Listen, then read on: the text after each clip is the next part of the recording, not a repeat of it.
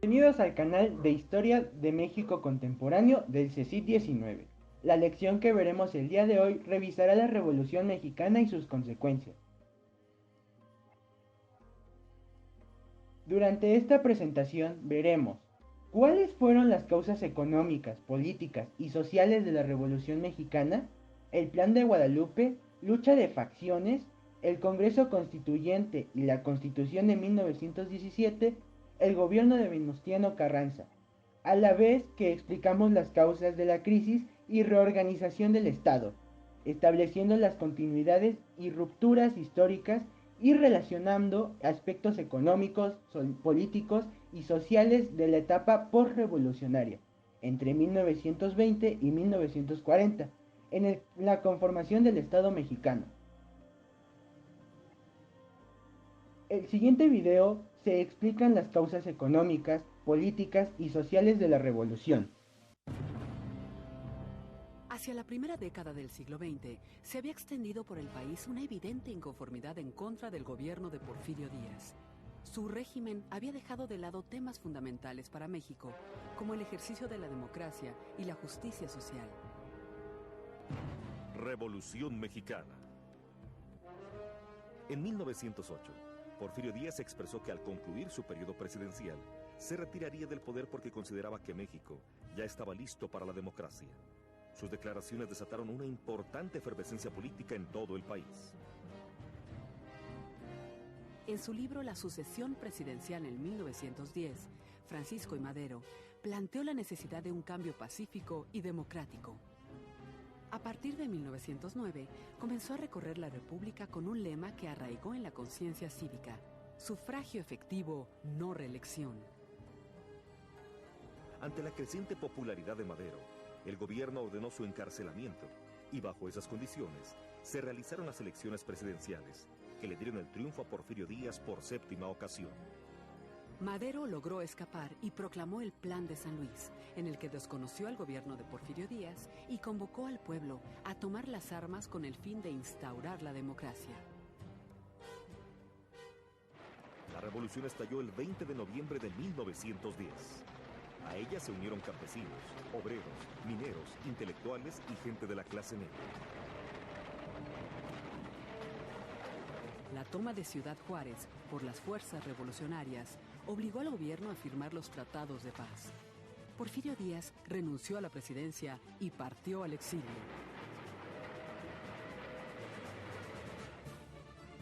Madero hizo su entrada triunfal a la Ciudad de México.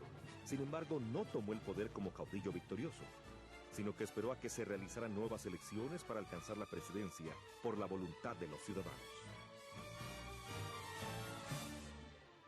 Pero la situación económica, social y política del país seguía siendo muy difícil. En Morelos, los zapatistas consideraron que Madero no apoyaba su lucha por la tierra y lanzaron el Plan de Ayala en su contra. En el norte, Pascual Orozco se levantó en armas en defensa de algunas demandas sociales. Mientras tanto, miembros destacados del antiguo régimen organizaron una revuelta para derrocar al gobierno maderista. El presidente Madero encargó al general Victoriano Huerta la defensa de su gobierno, pero Huerta entró en negociaciones con los sublevados y apoyó el golpe de Estado. Madero fue obligado a renunciar y Huerta ocupó la presidencia. La decena trágica culminó con la muerte de Madero. Venustiano Carranza, gobernador de Coahuila, desconoció a Huerta y lanzó el Plan de Guadalupe con el fin de restablecer el orden constitucional.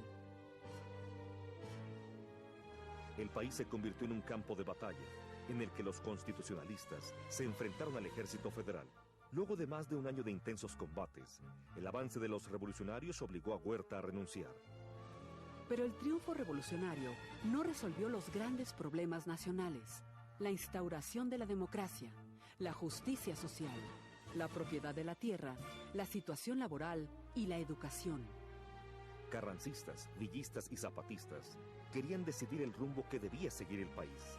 y sin poder llegar a ningún acuerdo, la revolución se dividió. En la soberana convención de Aguascalientes se impusieron villistas y zapatistas con una visión más social de la lucha, y la convención desconoció a Carranza.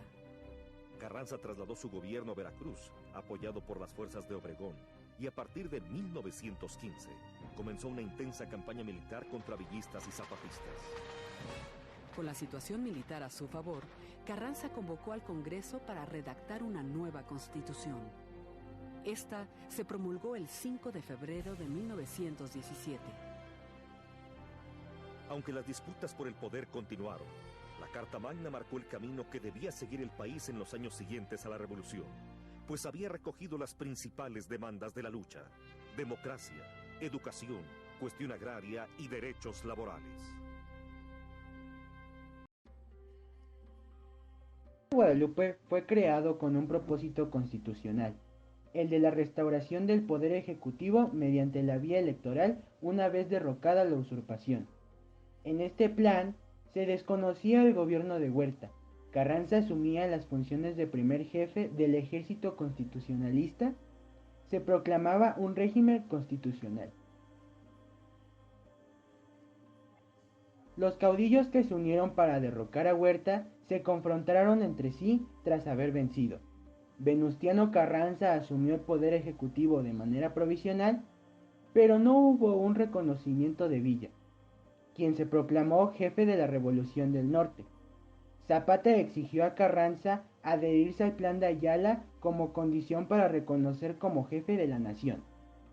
En octubre de 1914 se integró una convención tripartita de la Ciudad de México con el propósito de entablar acuerdos de la unidad revolucionaria que permitirían disolver las rivalidades caudillas y consolidar un mismo rumbo por la nación. Los villistas se presentaron en la convención y fue necesario trasladarla a Aguascalientes para que los tres grupos en pugna se reunieran. La importancia de la convención radicaba en la posibilidad del movimiento revolucionario alcanzar un pacto político y militar a favor de la vida nacional. Sin embargo, Carranza se trasladó a Veracruz, donde se proclamó otra vez jefe de la nación, mientras Villa y Zapata tomaban la capital, donde otorgaron la presidencia provisional a Roques González Garza y comenzó a discutir el programa de gobierno de reformas sociales, económicas y políticas que exigiría la revolución. A finales de 1914, Carranza expedió una serie de adicionales del Plan de Guadalupe, en el cual se otorgaba como jefe de la nación capacidad para elaborar leyes a pesar de que empezaba la guerra entre facciones. En materia laboral instituyó el derecho de huelga y la asociación sindical, jornada de trabajo de 8 horas, salario mínimo e indemnizaciones. Carranza decretó en Veracruz la reinstitución de donativos elegidos y la supresión del sistema de raya, una ley sobre educación para trabajadores y el municipio libre. Otras medidas significativas de Carranza se realizaron en Yucatán, donde fue necesario someter los intentos zapatistas de poderosos hacendarios de la reforma agraria. La estrategia carrancista consistía en legislar como un jefe del Estado plenamente establecido y fortalecer sus alianzas en la Casa del Obrero Mundial y con el sector campesino, aún sin haber pacificado todavía el país. En 1916, Carranza instaló en Querétaro y convocó el Congreso Constituyente en los que diversos sectores podían pactar una ley fundamental. La Constitución de 1917 es una parteaguas histórico que presentaba aspectos novedosos y vanguardistas a nivel internacional. En el caso de las garantías sociales plenamente reconocidas, el artículo 3 establece la educación pública como tarea del Estado con características específicas, laica, gratuita y obligatoria. Artículo 27. establece como patrimonio nacional los recursos naturales del subsuelo, litorales y espacios aéreos en el país y los reservos para beneficio de los mexicanos. En el artículo 123 funda las bases de la legislación laboral, reconoce los derechos y obligaciones entre los trabajadores y el patrón.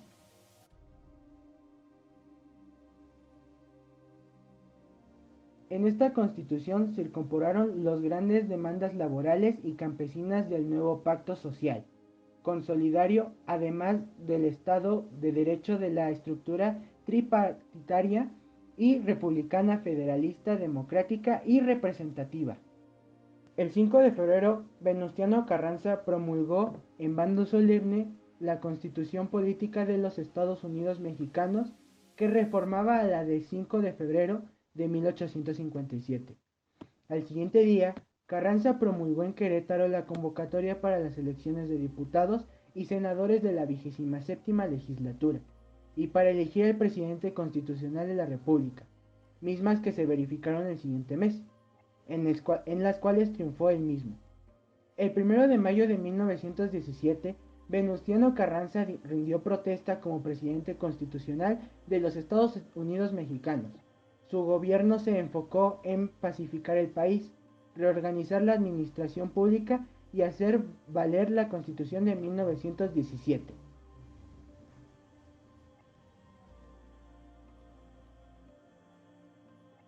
En 1920, Carranza buscó imponer como sucesor presidencial a Ignacio Bonillas, lo cual causó que diversos sectores del ejército y la sociedad se rebelaran contra su gobierno mediante el Plan de Agua Prieta.